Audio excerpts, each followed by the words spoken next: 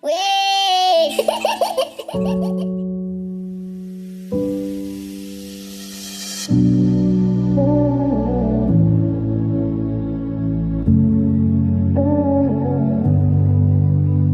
MK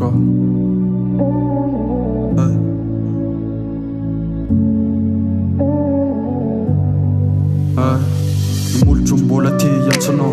ny tanako mbola ty famihana miratsa tananao Hatrizay ny saratsika zay de lasa pahanao tony ny atsatoarby tsy hainona feo fa lany fahanao Zatry te hiverina ny fefa-diso toeranao Sarotiny mivoaka rehefa indraindray rehefa iny anao miaraka amin'ny olo-tianao le hitako mitsenanao Tsy sapanao fa ny foko ato anatikatoko mitrena ny anaranao Miatso ny anaranao hoe mba miverena fa tena tika anao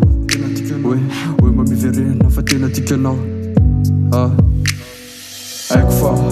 adalanana tsinjara amintsika Tsy haiko fa tony azonody hainao atao bokony tsy ho fafamitsy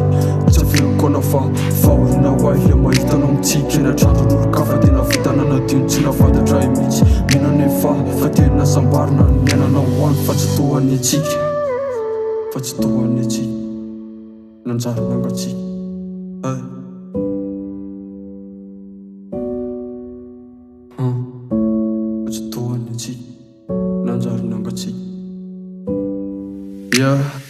Levitsikinao, levitsirinao Enao le motezitra satroko mba hoe foana Zasy enao le niaraka naminavina tam'izany ho mandrakizay Nefindrisy ty tsy naharitra eritona Vedray atsotona Efa tafatsera le sarisary lasa mifahiny Mangofotra amin'ny vavako lasa neritreritra Fa rava le fitiavana madio tsy nanatsiko fa adalanana tsinjara amintsika Tsy haiko fa tony azonody hainao atao bokony tsy ho fafamitsy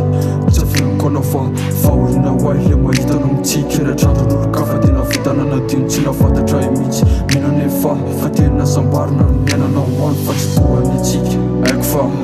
adalanana tsinjara amintsika Tsy haiko fa tony azonody hainao atao bokony tsy ho fafamitsy Tsy averiko anao fa faolina hoay le mahitanao mitsika Eny atrandron'olo ka fa tena vitana nadino tsy nafantatra i mitsy Mino nefa fa tena sambarina ny ainanao hoany fa tsy tohany atsika